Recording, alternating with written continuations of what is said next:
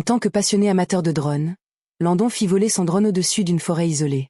Il ne s'attendait à rien de plus que capturer de magnifiques paysages. Mais lorsque la caméra du drone balaya le terrain, elle enregistra quelque chose qui n'était clairement pas censé être vu. Le cœur de Landon s'emballa en regardant l'écran dans ses mains. Voyait-il vraiment cela? Qu'est-ce que cet endroit pouvait bien être?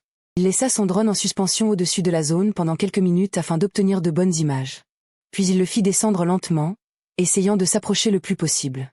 Mais à mesure que le drone descendait, l'écran commença soudainement à se brouiller, jusqu'à devenir complètement noir. Son drone venait de s'écraser sans prévenir.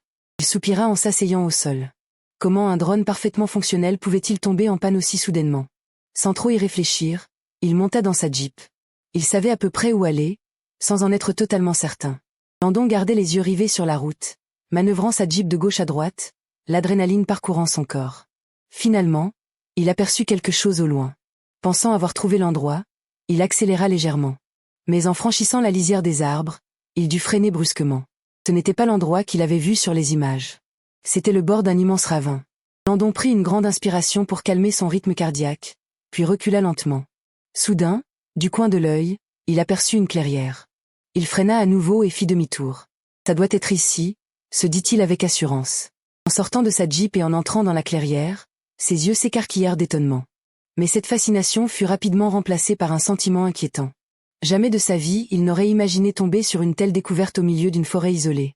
Les étranges formations de pierre qu'il avait vues depuis son drone étaient en réalité des centaines de camions abandonnés.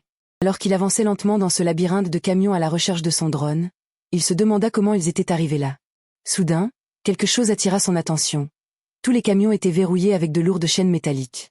Quelque chose était enfermé à l'intérieur, et celui qui les avait placés là s'était assuré que personne ne les trouverait. Ou du moins, il avait essayé. Soudain, Landon aperçut son drone. Il courut vers lui et le ramassa. La caméra était brisée et couverte de rayures, ce qui l'attrista, car il ne l'avait achetée que 3 mois auparavant. En regardant autour de lui, il réalisa que l'endroit ressemblait à un véritable cimetière de camions. Il se souvint alors qu'il avait peut-être une pince coupe-boulon dans sa Jeep. Il devait rentrer chez lui pour la récupérer. Il repartit rapidement, trouva l'outil et le mit dans son véhicule. Le lendemain, il reviendrait découvrir ce qui se cachait dans ces camions.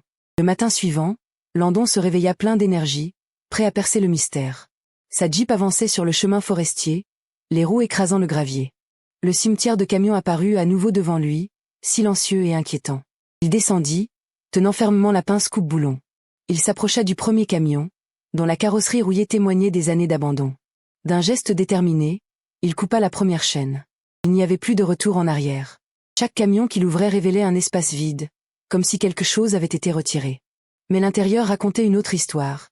Certains détails suggéraient que ce qui était stocké autrefois n'était pas seulement précieux, mais potentiellement dangereux. Landon ressentit une montée d'excitation. Dans l'un des camions, son regard attentif repéra une anomalie. En inspectant davantage, il découvrit un compartiment secret, dissimulé dans la structure intérieure.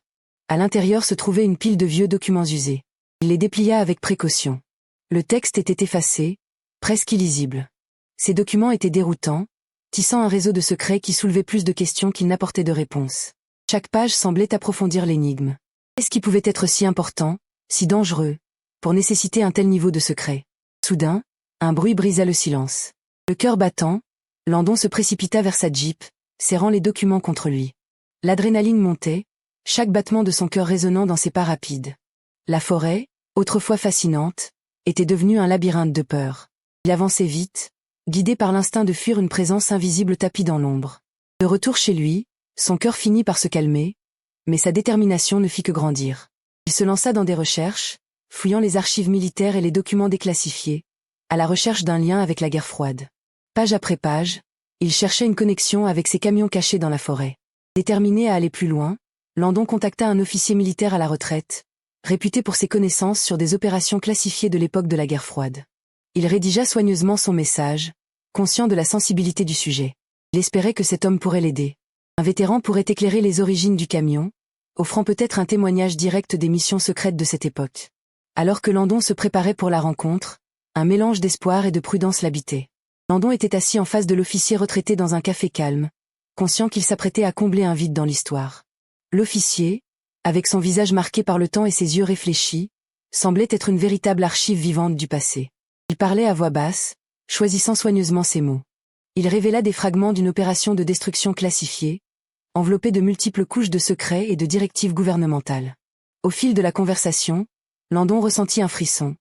L'usage sinistre du camion était confirmé, mais son rôle précis restait mystérieusement flou.